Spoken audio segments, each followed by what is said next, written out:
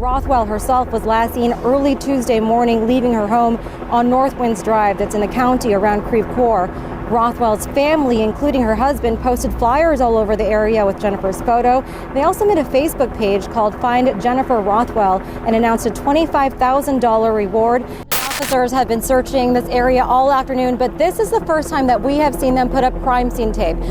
Now, this case definitely took a turn as we're learning now that the missing person case dealing with Jennifer Rothwell has now turned over to a homicide.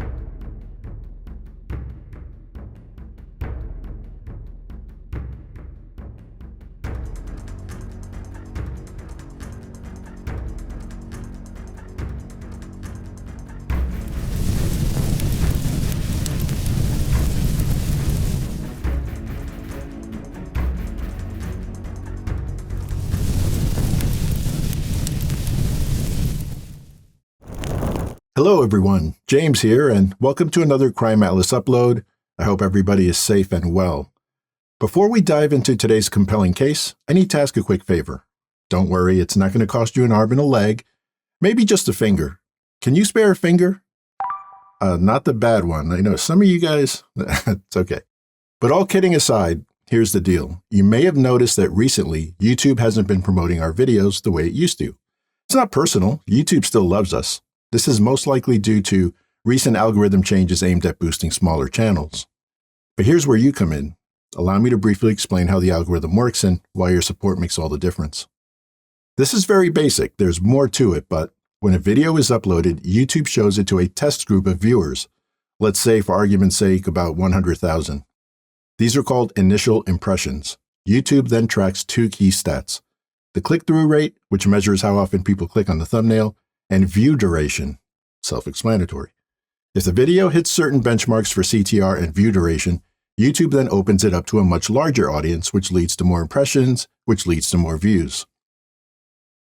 Here's an example. We posted the Martin Muniz video, Inside the Mind of a 5X Killer, on September 17th on this channel. So far, it's hit about 164,000 views on our channel, far below our average, while our CTR and view duration metrics have been above average over the last 90 days. That same video was then shared with Law and Crime, and within 1 week it hit 2.7 million views. The difference? Their subscriber base is highly engaged, and the algorithm works in their favor. In short, viewers are clicking on our thumbnails at a greater rate than ever, they're watching longer than usual, but our impressions are way down. If you enjoy what we do and want to see more, here's how you can help. Hit the like button, share the video, leave a comment, or subscribe.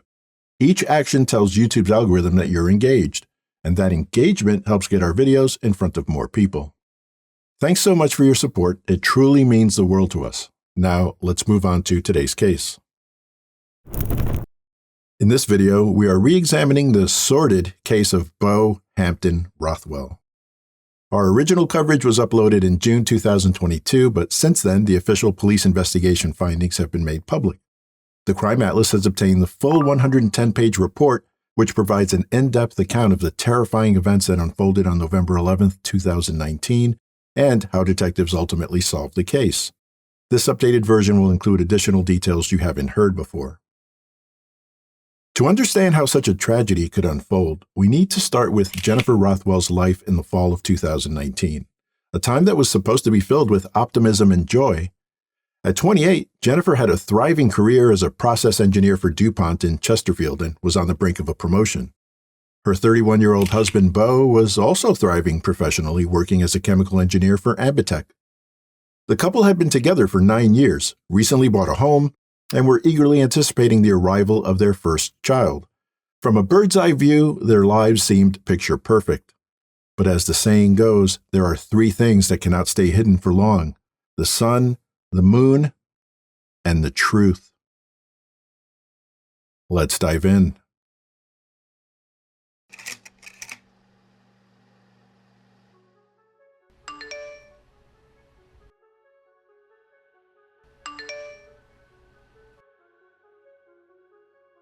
Jennifer Rothwell was born to Mark and Robin Von Hausen on November 20th, 1990 in Overland Park, Kansas. She grew up in Kansas City, Missouri, graduating from Park Hill High School before earning her bachelor's degree in chemical engineering from the University of Missouri at Columbia.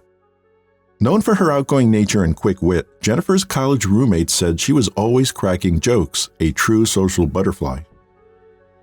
Beau Rothwell was born just a month after Jennifer in December 1990. Like Jennifer, he also pursued chemical engineering at the University of Missouri. While Jennifer was vibrant and talkative, Beau was more reserved, with friends describing him as laid back and quiet. An avid racquetball player, the two crossed paths on campus in spring of 2010, bonding over shared interests. By September 2015, the connection led to marriage. 3 years later, they bought a spacious 2,300 square foot home in Creve Coeur, signaling their readiness to start a family. But starting a family wasn't as easy as they had hoped. Beau later testified that he had always wanted to be a father, and the couple began trying to conceive in the fall of 2018. However, their journey hit a hurdle in December of that year when Jennifer was diagnosed with endometriosis. Despite this challenge, they continued trying into the spring of 2019, though without success. By June, Beau claimed the effort to conceive began to take a toll on their relationship, turning intimacy into a task devoid of romance. He said they both agreed to take a step back. Then, in September, everything changed. Jennifer shared the news they'd been waiting for. She was pregnant. Overjoyed, the couple began making plans for their future, from designing a nursery to adjusting their insurance to prepare for their new addition. But behind the scenes, things weren't as perfect as they seemed. Jennifer noticed a shift in Beau's behavior that left her uneasy. So much so that she Googled on her phone, "What to do if your husband is upset you are pregnant?" Unfortunately, she would not get the chance to work it out, as Jennifer was reported missing not long after.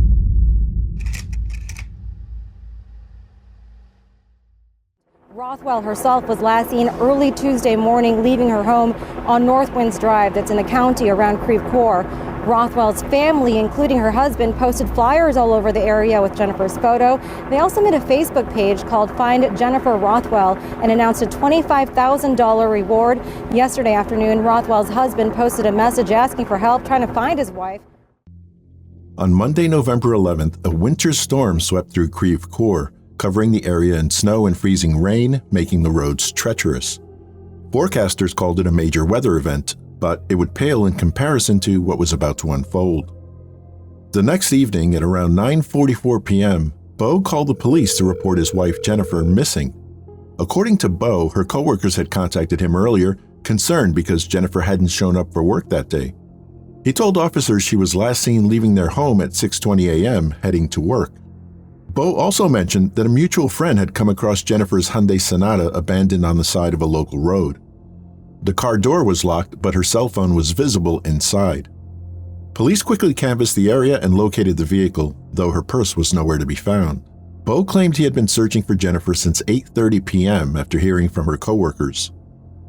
An officer pressed Beau for more information, but he found it odd that when he asked whether there were any marital issues, Beau chose not to respond. However, Beau did agree to come to the station to continue their discussion.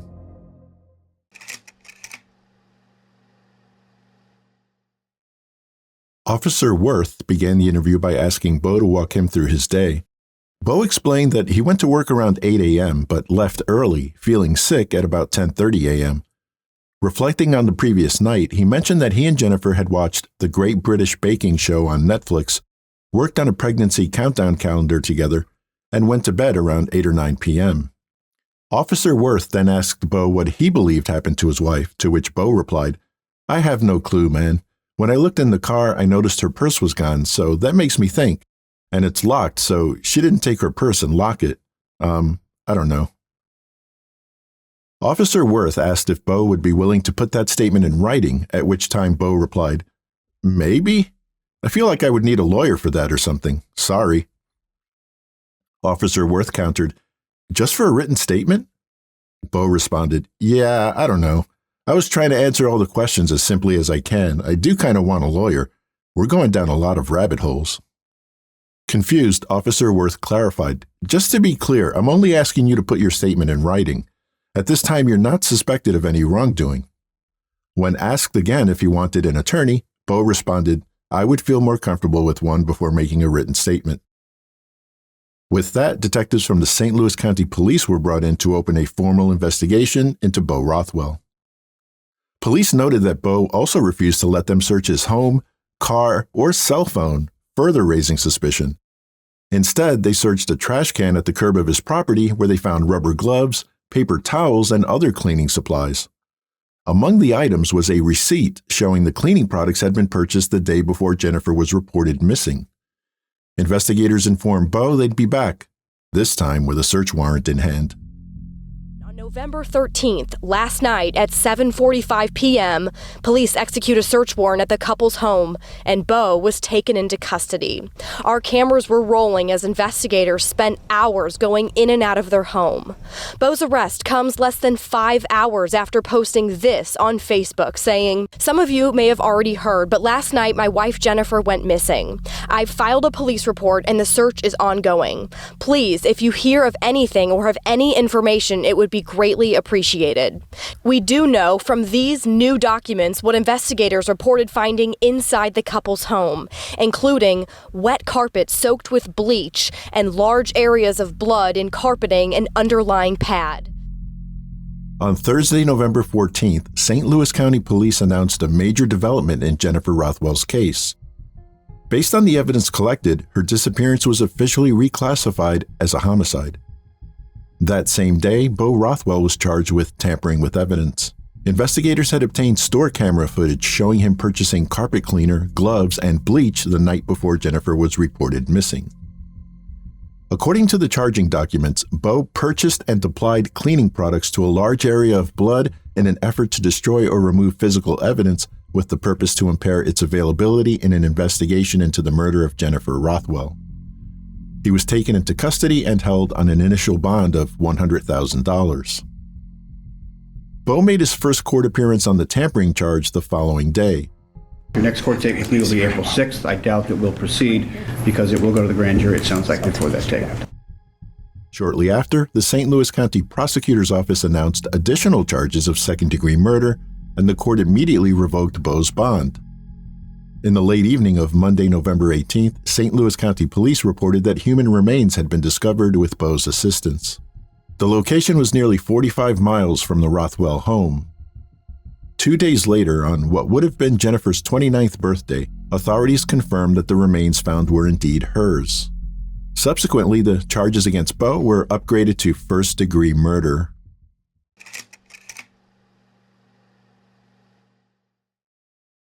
By the time investigators discovered Jennifer's remains, they had strong evidence linking Beau to her murder. Large amounts of blood matching Jennifer's familial DNA were found in the Rothwell home, despite Beau's attempts to clean it with bleach. Then there were the recently purchased cleaning supplies found in a trash can and a receipt showing Beau had bought them the day before she was reported missing. Adding to the suspicion, investigators learned that Beau was having an extramarital affair, providing a possible motive. In police documents, investigators revealed that 5 months before Jennifer's murder, Beau created a list of pros and cons about a woman with whom he was having the affair. Rothwell wrote it in a work notebook. In the pros column, Beau listed better sex life, more respect, fresh start, and is the cost too high? Under cons, Beau wrote, half my assets/money, trust is shaken/tainted, my family disappointment, and take on her kid with his probs, a reference to his lover's child. Forensic analysis of Beau's cell phone activity uncovered one number that appeared far more frequently than others. When police reached out to that number, they received a return call from a 31-year-old woman who identified herself as Beau's girlfriend. She revealed that she and Beau had been involved in an affair for about 6 months and that she was aware of Jennifer's pregnancy. According to her, she first met Beau at a mutual friend's party in May 2019, may have been a wedding, where Jennifer was also present. Shortly after the party, Beau began messaging her on Facebook, and this became a daily routine. When Jennifer announced her pregnancy in October, Beau messaged his mistress in an attempt to end the relationship. In his messages, he admitted, "I was in total shock," adding, "I felt like everything was coming down around me, and part of me doesn't want this pregnancy to work out." He also confided that he had been contemplating divorcing Jennifer for 2 to 3 months before meeting his lover and thought he would have had the courage to go through a divorce by now. However, just 2 days later, Beau resumed contact with his mistress. She told him she missed him, and Beau admitted that his attempt to break things off was only because of Jennifer's pregnancy. In one message, he wrote, "This is the last thing I want. I've never felt more regretful for anything in my entire life." In the week leading up to Jennifer's murder, Beau and his mistress exchanged messages discussing their relationship and potential future together. Their conversation ended with both professing their love for one another. The very next day, Beau sent her another message saying, "I'm addicted to you." The mistress was never charged or implicated in any wrongdoing related to Jennifer Rothwell's death.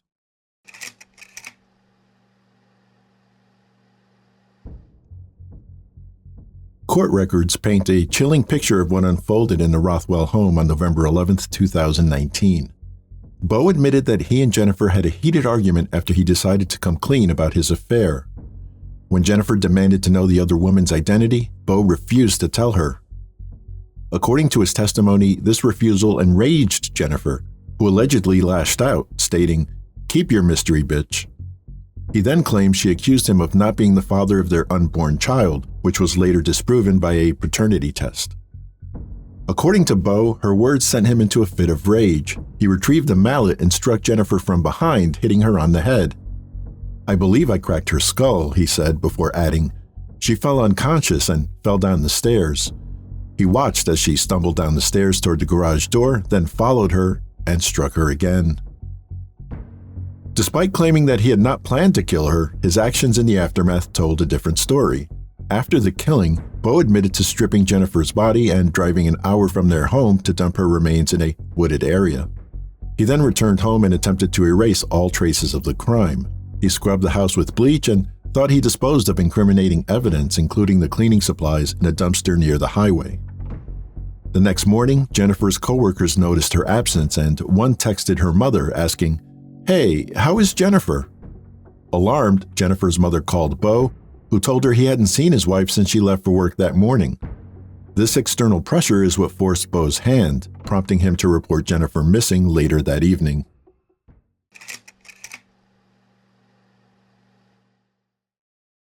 During the trial, prosecutors portrayed Beau Rothwell as a meticulous planner who had grown disillusioned with his marriage and plotted to kill his wife months in advance in order to gain a fresh start.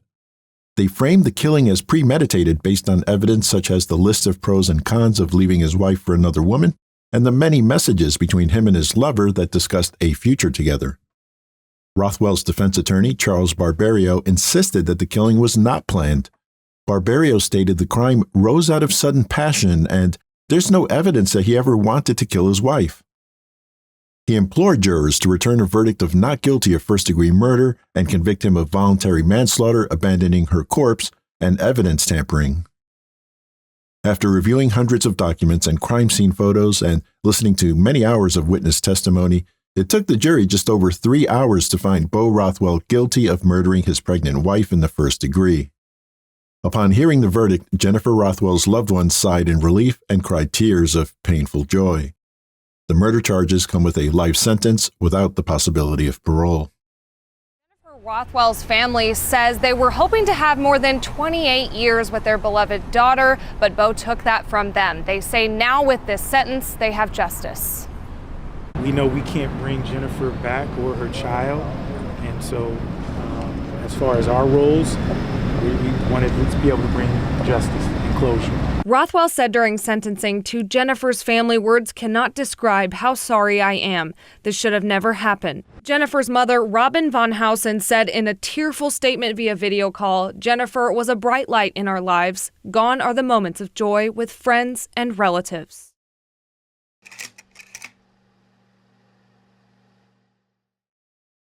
For Beau Rothwell, what began as a secret affair, fueled by selfish desires and lies, spiraled into a violent tragedy.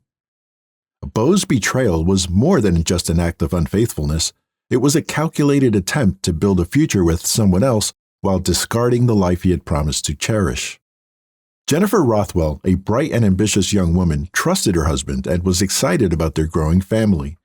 Yet, behind her back, Beau was sending messages to his mistress about how he wished for an outcome that would free him from his responsibilities.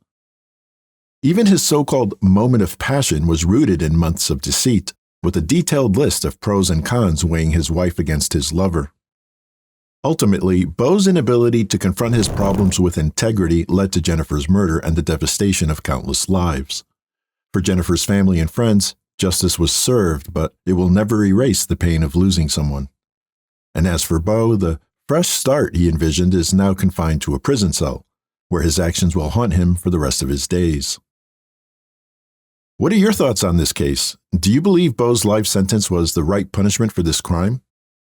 Feel free to share your thoughts below.